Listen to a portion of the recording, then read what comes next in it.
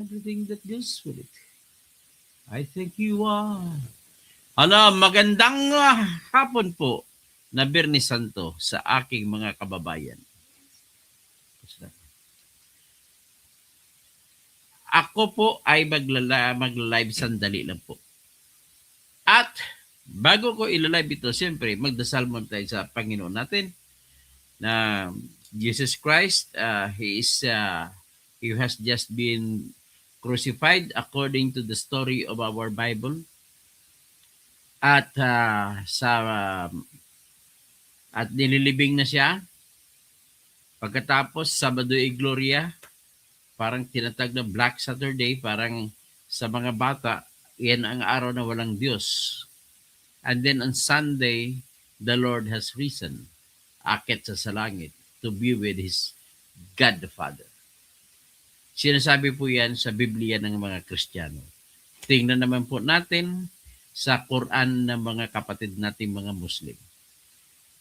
Kinikilala si Hesus Kristo sa Quran bilang ang pangalan niya si Isa bin Maryam. Ibig sabihin, si Isa na anak ni Mary. Kasi si Mary sa mga Muslims sa Quran ay Maryam ang pangalan. At saka, grabe, unchaste, virgin si Mary sa kwento sa Quran. Tapos, ang nangyari sa Quran ay inalagaan talaga ni Allah si Jesus Christ. Kasi galit na galit sa kanya mga Hudyo ay ginawa ni Allah ay ginawa parang sa tagabulag. Ang nakikita ng mga Hudyo na galit kay Kristo ay yung mukha ni Kristo pero mga Judas. Yun po ang kwento sa Holy Quran. So, ibig sabihin, hindi magkalayo ang kwento sa Holy Quran at saka kwento sa Holy Bible kung ang pag-usapan natin ay ang pagpako sa krus kay Hesus Kristo. Actually, sinabi mismo tahasan ng Quran na hindi pinako si Kristo sa krus. But Allah or God has made it happen that as if it was the Judases of those times were looking like Jesus Christ. Ganun po ang nangyari. So nevertheless, our lecture for today is about what I call as yung panalo ni Digong. Alam mo, sa totoo lang, gusto ko sabihin sa inyo. To be honest to you, mananalo si Digong Duterte sa usapin kung may jurisdiction ba ang ICC o wala. Mapipilitan po ang ICC Appeals Chamber Judge na magdesisyon na wala nang tinatawag na jurisdiction ang ICC sa Pilipinas. At kung wala nang jurisdiction sa Pilipinas, wala na rin silang jurisdiction kay Duterte, wala na rin jurisdiction kay Bato, wala na rin jurisdiction kay sino ba ito si Vicente Danao, kay Albayalde, kay Romeo Karamat. Wala rin silang jurisdiction kay patay na rin si Kaskulan.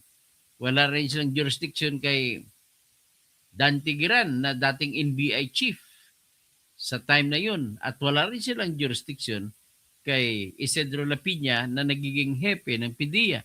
At higit sa lahat, wala rin sila jurisdiction kay Secretary ng Justice na si Vitaliano Aguirre.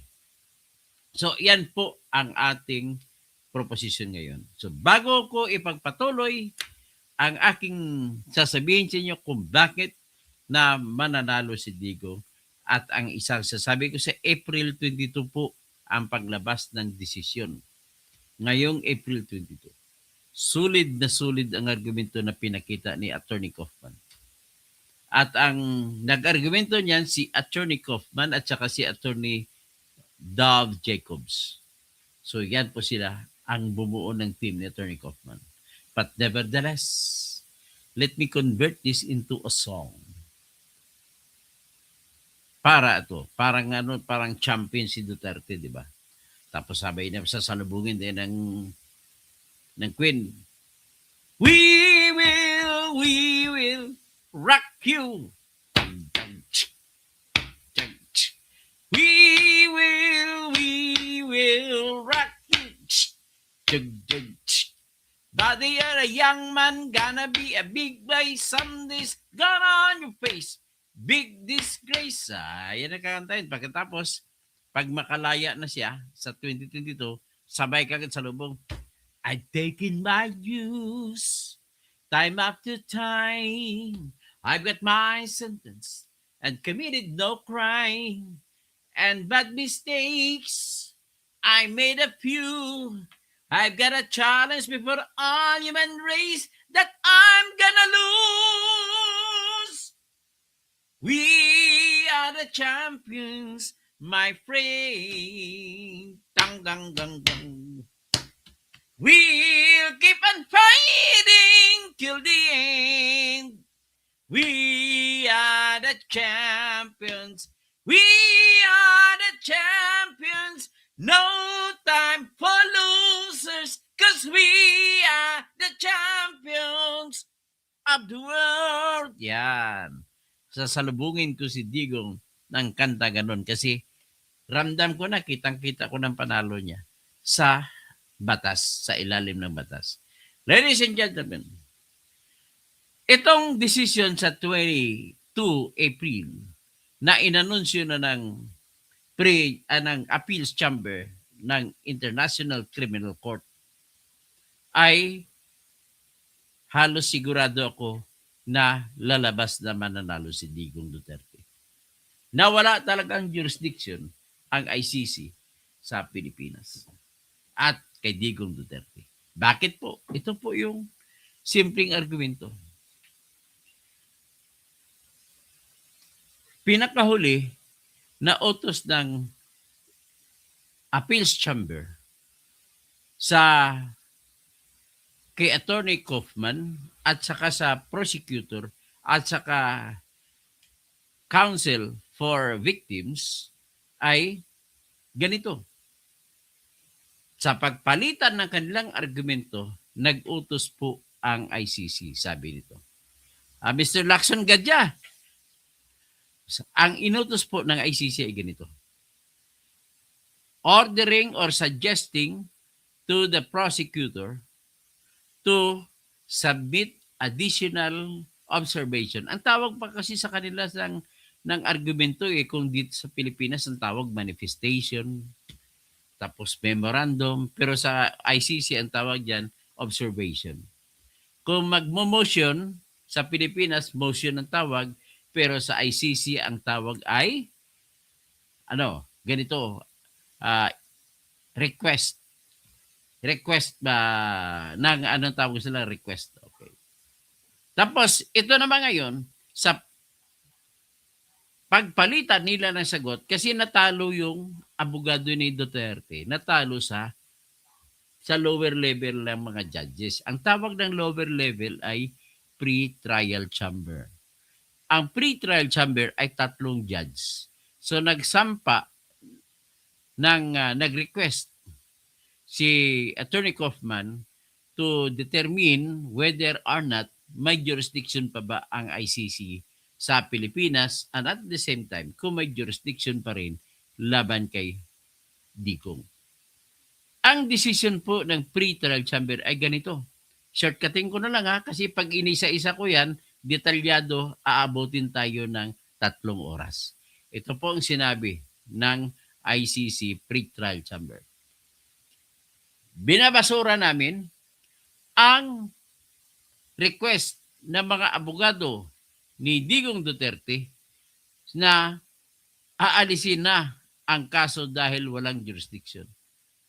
Sabi ng pre-trial chamber, sa kabila ng lahat, meron pa pong jurisdiction. Yun ang sabi ng pre-trial chamber. Ano ang katwiran ng pre-trial chamber? Ganito po katwiran nila. Kinilala ng pre-trial chamber yung argumento ni Attorney Kaufman tsaka ni Attorney Dov Jacobs na wala na dapat jurisdiction ang ICC sa Pilipinas at saka kay Duterte sapagkat nung araw ng sinampa ang request for investigation authority ay yun din yung araw na ang petsa ay May 24, 2021. Magulat kayo, kabisado ko itong room statute eh. Napag-aralan ko ito ng husto eh. Kaya kita nyo, kabisado ko pag petsa. Basta in a Philippine case lang, Philippine situation, kabisado ko. Okay, proceed tayo. So, nung nagsampa, nung nag-request, ang Office of the Prosecutor ng Authority to Investigate noong May 24, 2021 ay hindi na po member ang Pilipinas ng ICC. At ito naman, bakit kung hindi member, bakit kailan ba ito naging hindi member? Okay. Noong pagkatapos na mag-anunsyo ang Office of the Prosecutor na magsasagawa na ito ng tinatawag na preliminary examination noong February 8, 2018, ang ginawa naman ni Digong, delikado tayo rito. Sabi ni Digong. Kaya, through his advisors, matatalino kasi mga abogadong advisors ni Digong. Andyan si Salvador Panelo. Andyan si Salvador Medialdia. Andyan yung naging Secretary General, si Jose Caleda. Magaling. Siya lang patagal kay Sereno ng kuwaran tong gamit. Andyan si Martin Delgra. Nandyan si Attorney Israel Tutorion, yan pong dean o dekano ng Jose Maria College, yang law school ni Kibuloy. Si Attorney Tutorion po ay isang Muslim, pero siya ang ginawa ni Kibuloy na dean sa kanyang law school. So nandyan din si Attorney James Reserva, yan, kalaro ng namin ni Lacson Gadya, ni Lax Gadya dito, si James Reserva, si Attorney James Reserva, ay kalaro namin sa emisyo ng, anong tawag, pusoy, piat-piat. Naubos yung mga allowance namin yan kung matatalo kami sa pusoy. Tapos si Attorney James Reserva po sa ngayon ay board member po siya sa Agusan del Norte. And at the same time, dean siya sa College of Law. So po siguro sa Orius College of Law. So ngayon, yung mga magagaling mga yan eh. Pagkatapos, ang advice, alis na tayo sa magsampa ka na, sumulat ka na sa Secretary General ng United Nations at i-withdraw na ang Philippines. So sumulat sila, nakarating ang sulat March 16, 2018 ayon sa Rome Statute, doon mo lang ibibigay sa Secretary General ng UN. So ibinigay ng ambassador natin sa UN at ang withdrawal at effective kinalang kaagad ng International Criminal Court. So ginalang, meron pa pong ayon sa batas ng Rome Statute, Article 1 to 7 nag-utos. Any nation can withdraw. But the problem is, there must be 4 conditions to be met. Number 1 condition, the effectivity of the withdrawal must be 1 year after the filing of the withdrawal. So kung sinampa ito ng March 16, 2018, magiging last day niya is March 16, 2018 at 2019. So by March 17, 2019, hindi na tayo member. Kaya nung nagsampa sila, nag-request sila for authority to investigate o nagsampa ng kaso, noong May 24, 2021, ay wala na pong authority ang ICC tumanggap ng request for investigation. Kasi nga nakalagay po sa Article 12, Paragraph 2 at Article 13, Paragraph C, na kapag magsasampa ka ng request for investigation, ay kailangan kasapi pa ang bansa ng ICC o Rome Statute kung ang bansang iyon ay mamamayan ang akusado. Nangyari, nagsampa sila. Actually, wala pang pangalan si Digong doon. Philippines pa lang. Situation in the Republic of the Philippines, yung palang tawag. So ito naman ang ICC Pretrial Chamber, inaprubahan. Dito po ang sitwasyon na because of the ambiguity of the language of the law that is written in the Rome Statute, nagkaganon ang nangyari. So ibig sabihin, out of the blue, inaprubahan ng Pretrial Chamber Judge yung pag-investigate. So, remember the date. So, May 24, 2021. Ang problema, tumakbo pa ng February 10, 2025. So, almost May na rin yun. So, 2025, 21, almost 4 years pa bago nagsampa ng request for warrant of arrest ang Office of the Prosecutor. Bakit ganun? Alam mo, tanongin mo kahit sinong piskal, si Piskal AJ. Tanongin mo lahat ng piskal sa Pilipinas. Wala pa hong 10 days lang po ang palugit nila magdesisyon niya kung may kaso o wala.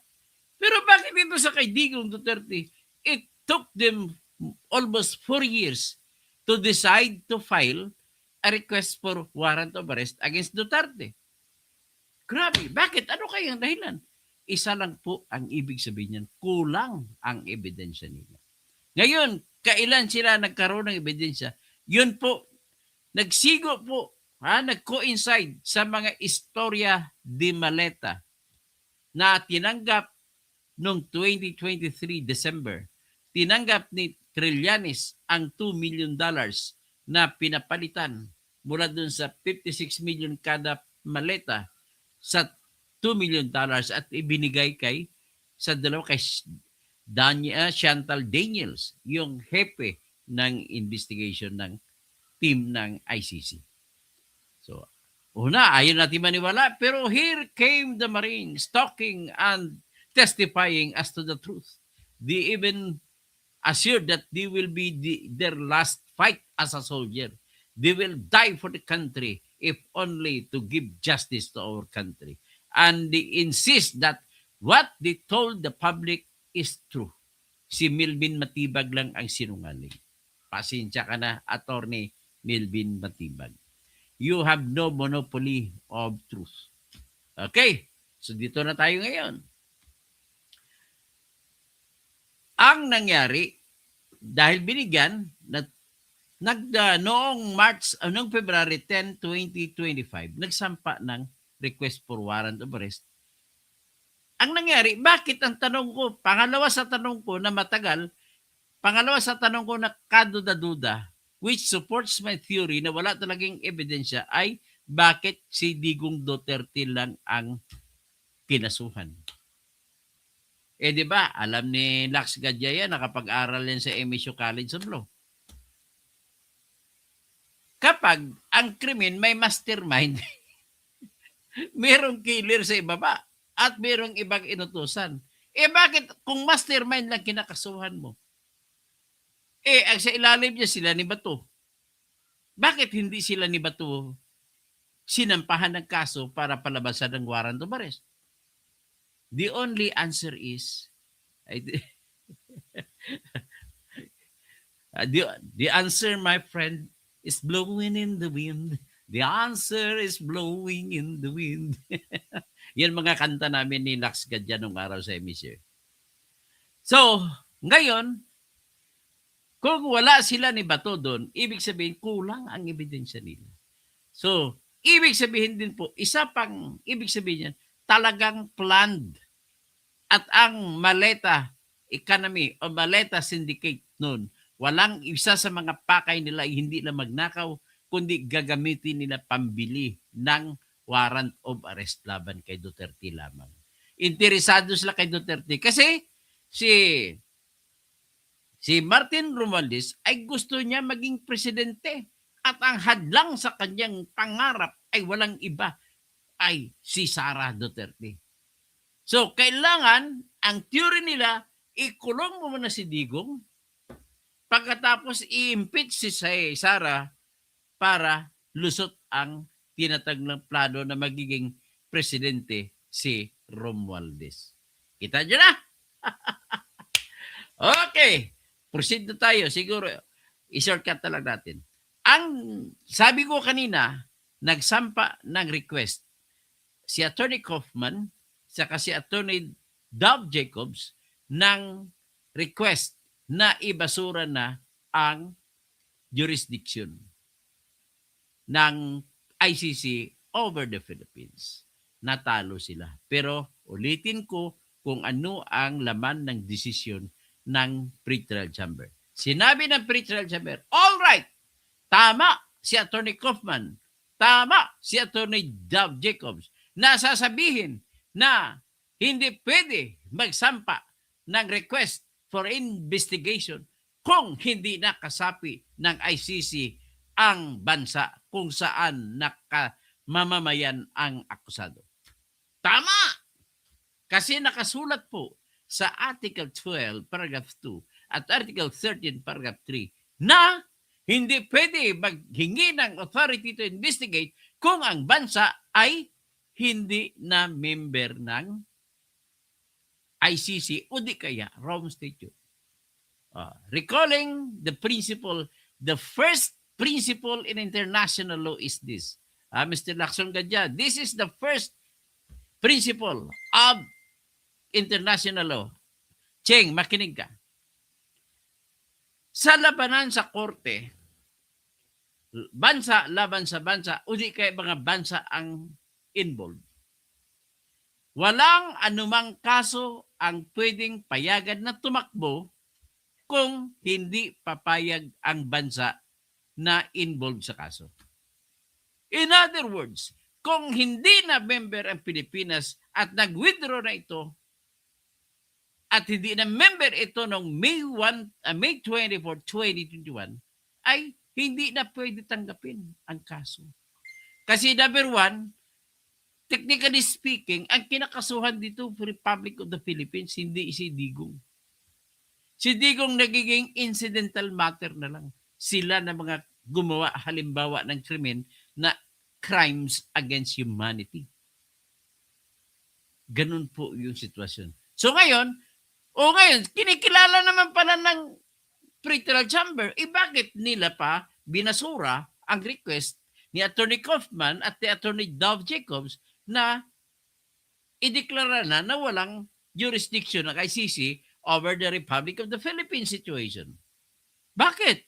Mag-agree naman pala. Nag-agree po. Nag-agree ang ICC pretrial chamber na wala na talagang jurisdiction sana. Sabi na sana ang ICC over the Philippines. Makinig ka, Attorney Joel Botoyan, nag-graduate ng UP, College of Law. Attorney Gabriel Andres, graduate din ng College of Law sa UP.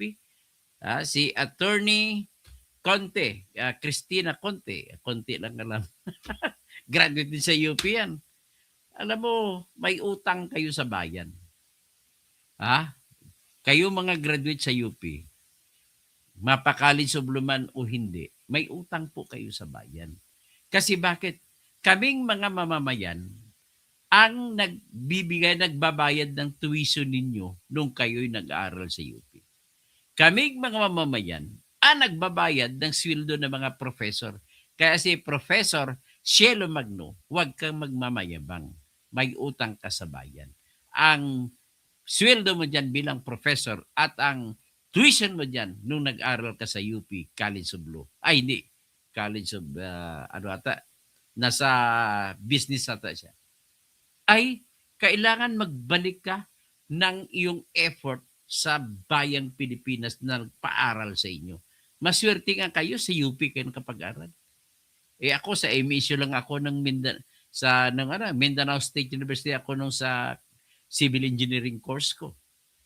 Kaya at the same time, I am a civil engineer with license number 66732. Kita mo, ang baba na ng number ko. Sa ngayon, mga nasa 150,000 na ang number ng mga engineers. Tapos, nag-aral ako ng law sa pamantasan sa likod ng Manila City Hall. Ano yun? PLM, College of Law. Pero, mas ako pa, yung may pagmamahal sa bayan kaysa kayo ng mga graduate sa UP. At ang matindi pa ron, minamali-mali ninyo yung mga kwento ninyo. Pinapaniwala ninyo ang Pilipino na ang mali ay magiging totoo sa harap nila dahil graduate kayo ng UP. O ito na kayo. Pag-usapan natin ngayon. Sabi ng Pretrial Chamber, tama si Atty. Kaufman. Tama si Dov Jacobs. Pero bakit pinayagan ng Pretrial Chamber na huwag na, pero may jurisdiction pa rin? Sabi na ng ICC, ano ang ginamit na dahilan ng ICC? Ganito po. Base po sa kahit na sabihin natin na wala ng jurisdiction ang ICC sa Pilipinas, pero meron pa rin tinatag na residual obligation. Ano ba yung residual obligation? Ito po yun. Doon po makikita yan sa Article 127 ng Rome Statute na nagsasabi ang sino mang bansa ay pwedeng mag-withdraw sa ICC sa kondisyon, 4 na kondisyon. Unang kondisyon ay kailangan 1 year mo na mag-take effect minimum ang withdrawal. Number 2 condition, kailangan bayaran mo ang membership at contributions mo at ang mga lahat ng dues. O may utang ka doon sa ICC, bayaran lahat yan. So, number 3 condition, kailangan kung meron kang cooperation or agreement o kasunduan na nagawa sa ICC between the Philippines and ICC, magpapatuloy yun na maging epektibo kahit na hindi na member ang Pilipinas. At pang-4 na kondisyon, kung anumang bagay na meron na nakonsidera na ng korte ay magpapatuloy na obligasyon ng Pilipinas sa ICC. Sang-ayon naman po yan sa sinabi mismo sa Article 127. So on top of that, merong the basic principle or the law of the treaties, ang tinatag na law of the treaties, yung Vienna Convention of the Law of Treaties, ay nagsasabi rin kahit sino pwede may karapatan na umalis sa kahit anong treaty. Basta kung umalis, this regime shall govern. May tinatag na residual or obligations. Mga naiiwan, ibig sabihin residual, naiiwang obligasyon.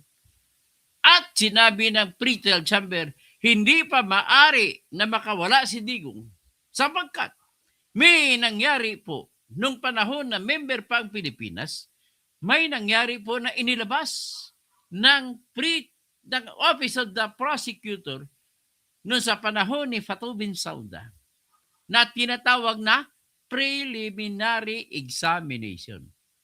Yan, doon na umikot-ikot ang argumento. So kaya ang conclusion ng Pretrial Chamber judges, 3 judges yan, ay may jurisdiction pa rin ng ICC over the Philippines dahil sa preliminary examination na yan. Therefore, natalo sila ni Digong. Pero what is important is, kinilala ng Pretrial Chamber ang argumento na pwede ka mag-request ng authority to investigate kung member pa ang bansa ng ICC. Ang naging problema na lang, yung merong tinatag na pang-4 na kondisyon bago ka tuloy makaalis. Yung tinatawag na residual obligation. Ito na ngayon. Umakyat na sila sa appeals. Pagdating sa appeals, inulit ni Kwan, nagpapasalamat si Atty. Kaufman na kinilala ng Pretrial Chamber na wala talagang power ang ICC na tatanggapin ang kaso laban sa anumang bansa kung ang bansa ay hindi na member ng ICC. At least okay na. Bagkus, tapos sinabi niya, paano naman ang argumento niya dun sa preliminary examination? Ang argumento naman ni Kaufman, nung unang argument niya, ang preliminary examination po ay hindi mo maaari sabihin na nag-i-include, it does not include the jurisdiction to hear and decide the case. Kundi examination lang. Bakit? Anong argumento ni Kaufman sa examination? Sabi niya, ang examination po ay ganito lang po yun. Pag kinuha mo na, pag nag-organize ka na, nag-deklara ka na mag-examine kayo, nag-scour lang kayo po sa internet. Kasi wala pa naman kayo authority, hindi kayo pwede sumulat sa kahit anong bansa.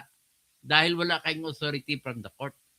So in other words, ala chamba, kung mayroon magbibigay sa inyo na certified copies ng mga dokumento patungkol sa krimen, kung wala kang authority from the court, hindi ka po pwede manghingi ng dokumento galing sa Supreme Court ng Pilipinas, galing sa PNP ng Pilipinas, galing sa PDEA ng Pilipinas. Hindi ka po pwede manghingi. Therefore, at that stage, kahit sabihin pa natin na may malakas na hawak na mga pruweba na ang ICC Office of the Prosecutor, ang problema nila at that time, walang authentic documents sila na magagamit. At kung walang authentic documents, ay hindi kayo pwede magsampa ng request for warrant of arrest. Because the pretrial chamber does not issue warrant of arrest kung ang dokumento na supporting the request ay hindi certified copies. So, are you now getting me? Okay, ganito. That is number one argument of Kaufman. Hindi, iba yung investigation, iba yung examination. Kaya nag-request for investigation very clear sa Article 12 and Article 13 ng Rome Statute na kapag mag-investigate kayo under Article 15, then go back to Article 12 at pupunta kayo dun. Request kayo ng authority to investigate. Kumbaga ba, parang impeachment ni Sarah, sa Article 15 muna kayo titigin. Lalaro kayo dyan. Meron kayong preliminary examination. So, ginagawa nila sa Office of the Prosecutor ay nagbubukas din ng tinatag na Human Rights Watch. Nagbubukas din ng Amnesty International. At higit sa lahat, nagbubukas sila sa lahat ng mga websites dito sa Pilipinas. Kaya ang nakuha po nila ay mga balita sa mainstream media na kung saan pinapakita si Digong na nag-speech, kill, kill, kill, kill. Oh, yun. Nakuha nila. Kaya lang, ang nakuha nila, it turned out during the confirmation hearing ay may karugtong pa pala yung video. Pinutol na mainstream media. But if you will kill without justifications, there will be a hell to pay for you. Yan ang warning niya sa mga pulis. Tinanggal nila ang dulo ng video. Spliced out. So with that, alam na natin ngayon, ibig sabihin po, may kutsabahan ang mainstream media. Yung mga makakaliwa na mga abogado, si Atty. Joel Butoyan, si Atty. Gabriel Andres, si Atty. Conte, nagangampanya yun sa mga kasama niya, mga hinihinalaan na mga National and New People's Army. So, ganun ang nangyari. So, sabi ni Atty. Kaufman, so, ibig sabihin ay hindi pa rin kayo otorisado na magkaroon ng authority to hear and decide the case over Digong. So, ganun mga ikot-ikot ang argumento nila. So, because of the argument sa appeal ni Atty. Kaufman, sabi niya, ang isa pang argumento niya doon, the exact wordings of the fourth condition written in Article 1 to 7 is this: if there is any matter, ang salita, any matter, exact words, under consideration by the court, ang court ay capital C. So, ang argumento ni Atty. Kaufman tsaka ni Atty. Dov Jacobs ay, if the law states the word court, it does not include prosecutor. Ganun ang argumento niya. So, Ngayon, dahil it does not include the prosecutor, ang argumento niya, wala nang jurisdiction. Kasi ang gumawa, prosecutor, nagkiklaim, preliminary examination lang yan, hindi kasama. So ngayon, doon nagkutikot. Tapos ang nangyari, inutusan ng appeals chamber ang prosecutor. Oy, kontrahin nyo ang argumento ni Attorney Kaufman. Kasi ang nangyari, kinontra nila, kulang-kulang hindi nila nakontra. Ang posisyon naman ng prosecutor sa kanilang argumento kasama ang Counsel for Public Victims, for Victims, Public Counsel for Victims, ay ganito. Ang tinatawag na examination, preliminary examination, ay sapat na magbibigay ng kapangyarihan sa ICC na ililitisin at husgahan si Digong. Minimaintain nila kasi daw ang capital C na court ay it includes the office of the prosecutor because the capital C as a court, it does not only include the judges. It also includes the office of the prosecutor and all other organs. Ano bang mga organs ng ICC? 5 lang po. The office of the president. At ang president kayon sa ICC ay si Judge Tomoko Akane. Hapon. Nagtataka kayo bakit hapon ang presidente na judge sa ICC? Bakit po? Ang Japan po ang pinaka-biggest contributor ng pera sa ICC. Ang number 2, Germany. Alam niyo ka ba kung magkano? Mahigit 100 billion pesos kung sa peso ang binibigay ng Japan sa ICC. Ang Germany nasa 2 billion pesos lang. Second pang Germany. Mas mababa pang France. Mas mababa pang ibang bansa.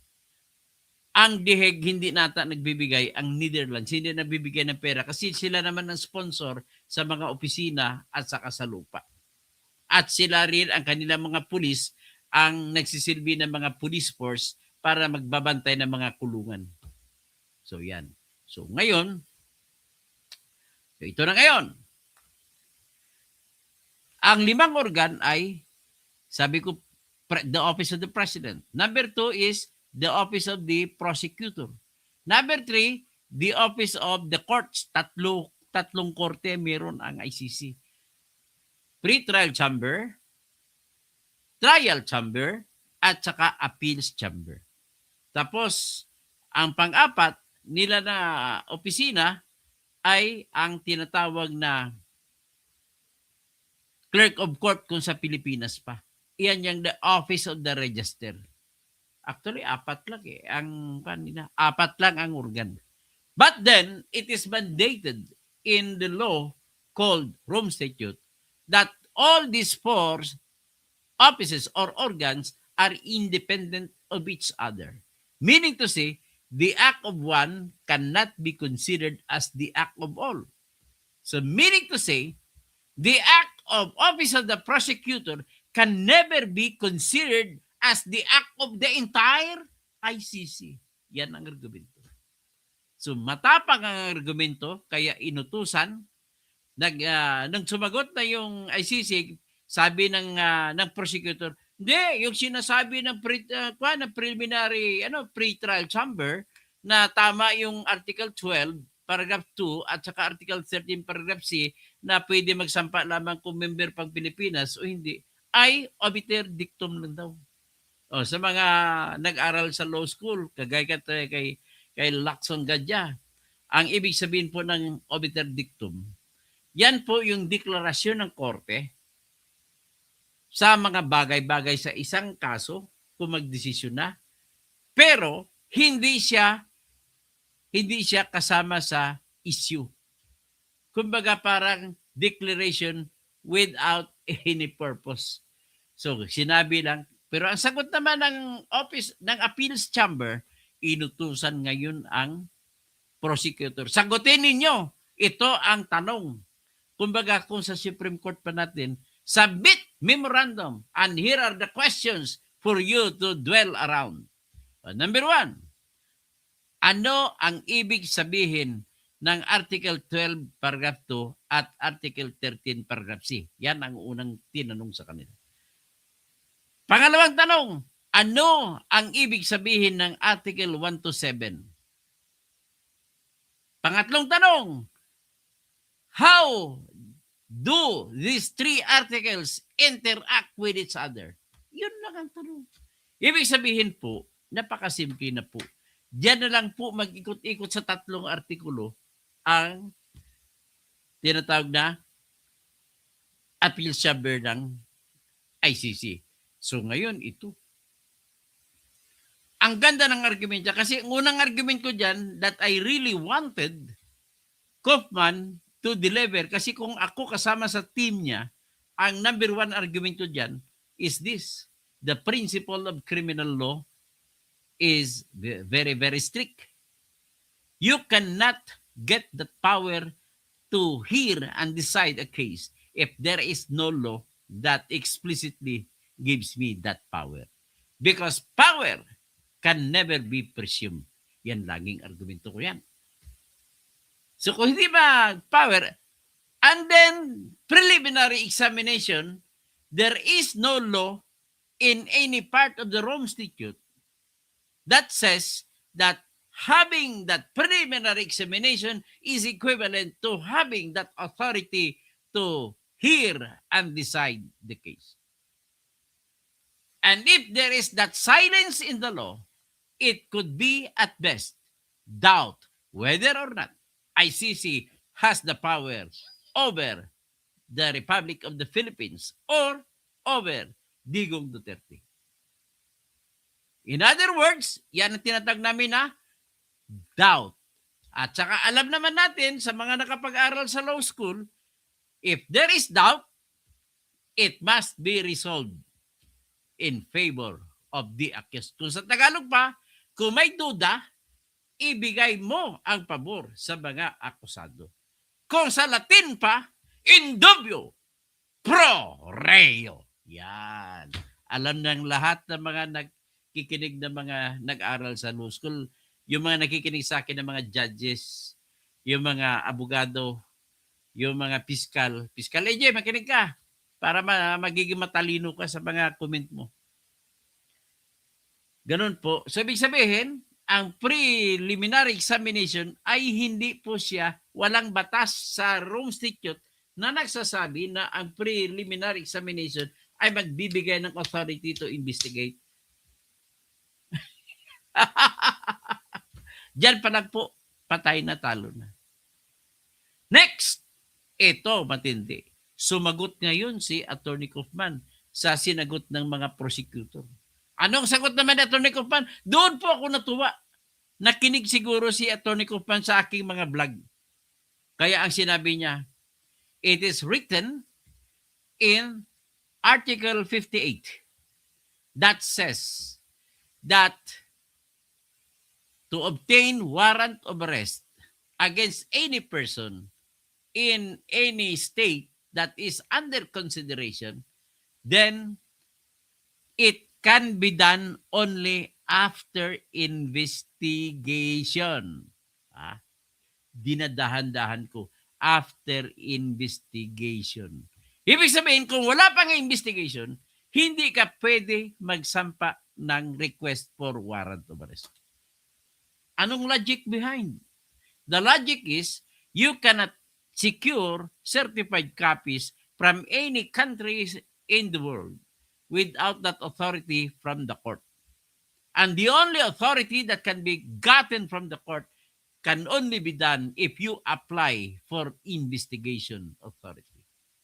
And you can apply investigation authority only if and only if the state that you are subjecting into investigation is still a member of the ICC.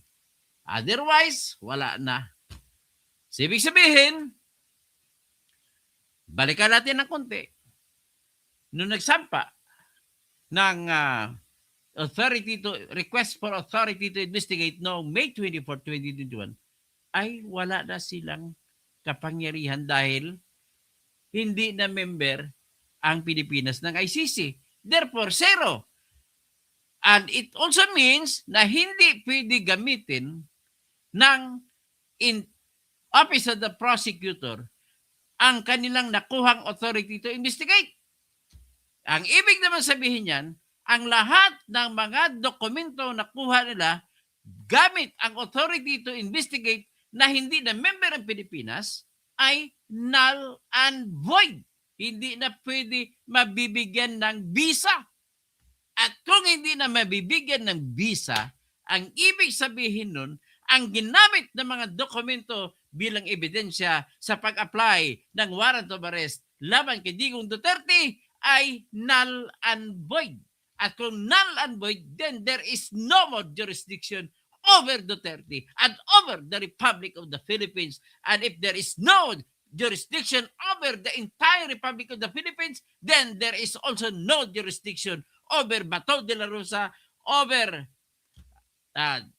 si Dante Giran, over Isidro Lapina, over Vicente Danao, over Oscar Albayalde, over Romeo Karamat, over Secretary Vitaliano Aguirre.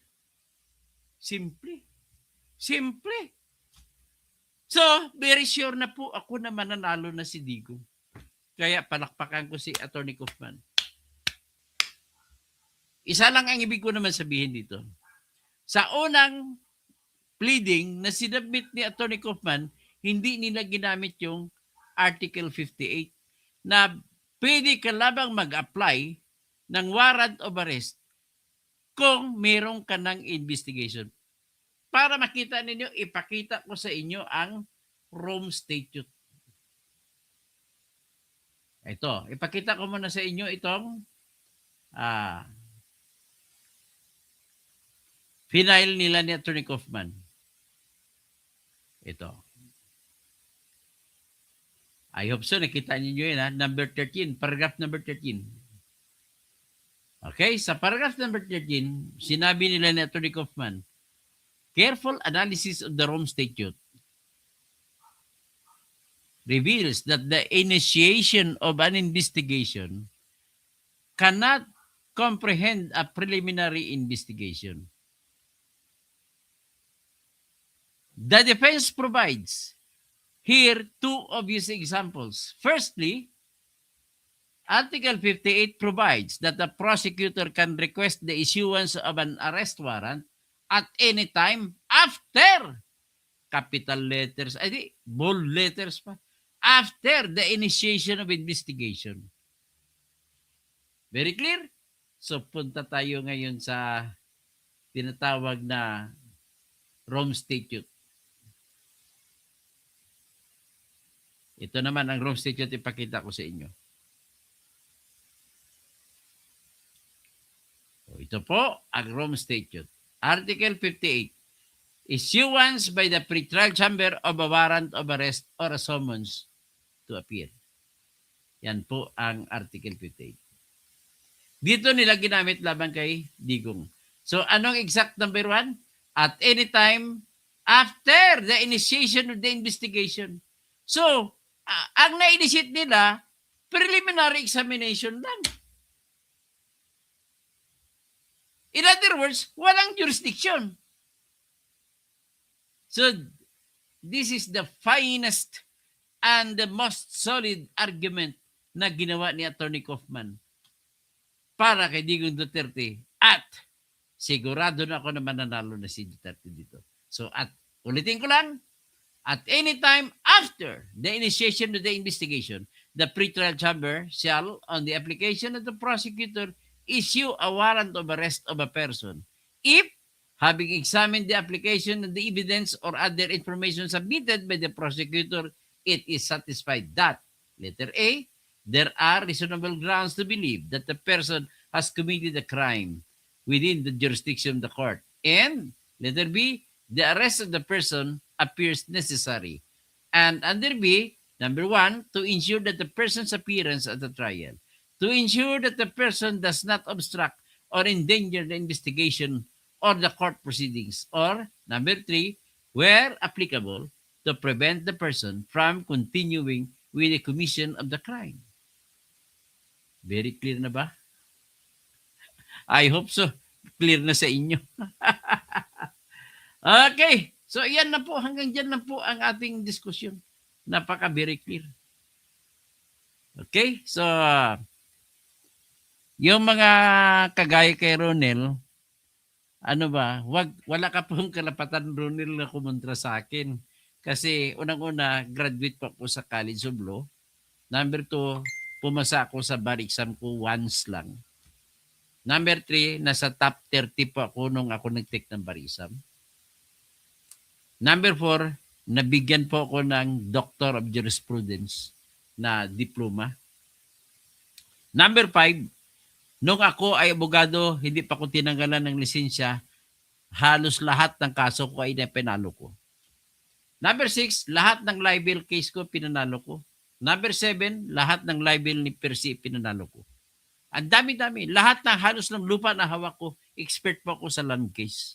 Okay? Ganun lang po masabi ko, Ronel, sa iyo. So, Dan Desirado, Moneyboy, Altia, Luis Gesta. Tapos almost pareho yan sa impeachment ni Sara. Maraming irregularities. Tama po kayo. Sa mamaya, pagbalik ko galing simbahan, ay magdi-discuss tayo ng impeachment. Tapos, sino pa? Si Serlito Pornias. Problema ngayon ang ICC judges kung paano ipaliwanag, i-justify kay PBBM at LAM ang binigay nilang 2 million. So, Ronel, glad to see you here. Lagi kang nakikunanood sa akin. O ba yun na yari na, walang magaganap na investigasyon para isyuhan ng warrant. Very basic po, pero di ginawa. Ronel, Yasmin, idol po talaga kita. Doc, very brilliant and consistent. Talo mo pa yung mga bubong abogado. Andrea Guico, mayap agad panapon sa mga kabalin ko. Naimbag ng malim sa mga kabsat ko. Andrea Guico watching from Malaysia. Aba, diyan ka naman sa Malaysia.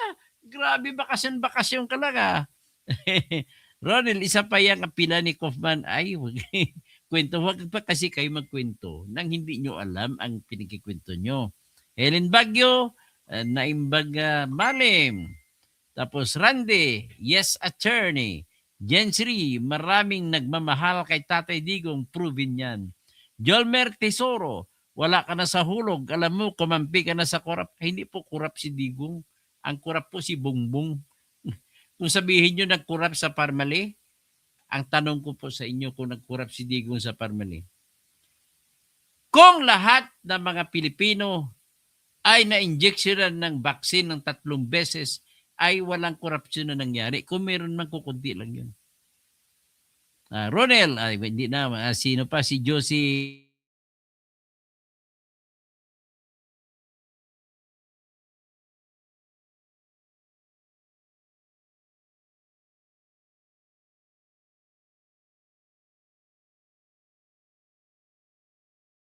Wala ay, marami kasi naghahack sa akin.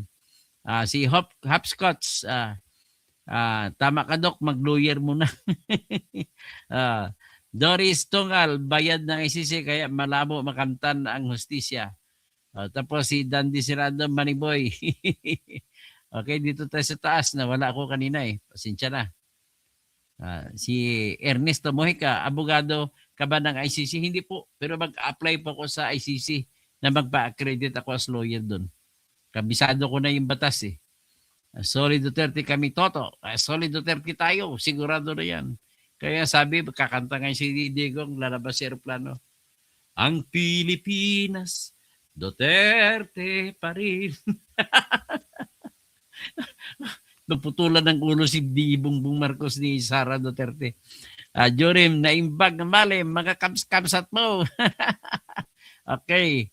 Si Pilipo Isip, no more freedom for Digong. Wala ka bang isip? Kano naman si Jong Isip, si Councilor Jong Isip. Gilbert Labrador, maraming talagang CIA agents na bawat sulok at sektor ng lipunan natin may mga role na ginagampanan para habang buhay tayong divided, magulo at kontrolado. Galaxy, tumataginting na $2 million from Trillanes. Rajak Nasaluddin. Assalamualaikum wassalam. Pagari. Sir Toto, sa palagay mo kaya makalaya si... Yes, I know. O si Casixto, Belflor Lagari. Kung ang ating Korte Suprema mismo yung sinasabing, iba po yun ang Korte Suprema natin, Sixto Belflor. You must remember, it is ICC law. Walang authority ang Supreme Court magsabi kung at mag-interpret kung ano ang sa ICC. Gets mo po? At baka hindi ka po mapahiya, huwag mo nang ulitin yung statement mo po. K3R, magsalita po na ang doktor ng ICC dapat mapauwi na si Perardi. Gilbert Labrador, mawalan pati ng claims sa trabaho ang ICC. Ophelia P. Taipan, attorney, tumakbo kang senador kasi magaling ka at wala kang kinikilingan, matapang ka pa pati. Berje Piquero, Maria Alexandra Tugas, so sabi, ICC, blok. blok. Gilbert Labrador, Baleta, beneficiaries. Okay. Tapos, Ophelia Taipan, Galaxy, tama po kay Attorney Toto. At ako lang dito, nagpapaalam na ko sa inyo kung ano talagang batas. Hindi po ito kwento as Attorney Akan, Sixto, Belflor Lagari. Magkaibigan tayo. Ang mga nais ko lang sabihin sa iyo, Sixto, ang mga binabanggit mo po ay wala sa batas. Natatawa lang ko, panay mali-mali po. Ophelia Taipan, may knowledge po kasi sila. Sa Maybe Authority, hello sir, Galaxy, Virgie Piquero, Gilbert Labrador, Elcid Pablo, Katoto, parang may bayaran dyan talaga sa ICC. So, Kevin John, panalo po yan, 100%. Lumi Pinugo, Pede, Kevin John, Donald Smith, Lux Gadya, always listening to your talks. It makes sense. Si Villaggio Junior Socorro. Tapos si K3R. Tapos si Ilaggio pala, hindi Villaggio. Dibot Remix. Okay, ito naman sasabi ko po. Sa kaso ni Sara Duterte sa impeachment, nagdi-discuss na ako, nag-predict na ako na mananalo si Sara, nanalo si Sara. Balikan natin ang ating mga vlogs, ang vlogs ko nung kay Sara Duterte. Kung ano ang inargumento ko, ganun din ang kinopya ng Supreme Court. Hindi, nagkataon na kami nagkaparehan ng Supreme Court ng dahilan. So anyway, with this key, ang ginagamit ko po rito yung knowledge ko, deep knowledge of law. Kaya nasasabi ko na mananalo si Digong. Okay? At siguro, kakanta tayo. We are the champions, my friend. Tang, tang, tang, tang. We'll keep on fighting till the end. We are the champions. We are the champions. No time for losers, cause we are the champions of the world. Ayan. Lalabas na si Digong. Pagbalik ni Digong, nako, delikado naman si Bongbong. Ha? Okay. Alam mo, naawa din ako sa mga AJK victims. But the problem is, misplaced po yung habol ninyo. Dito po kayo magsampa ng kaso sa Pilipinas. Ganun lang po yan. Hindi po doon sa ICC. Dito sa Pilipinas kayo magsampa ng kaso. Ang problema ninyo, nagsampa na kayo, hindi naman kayo tinutulungan ni Bongbong Marcos. Di ba? Dapat madali nyo lang mapakulong si Duterte dito sa Pilipinas kasi hawak na ni Bongbong ang kulungan. Oh, di ba? Hanggang dyan at magandang gabi po sa inyo.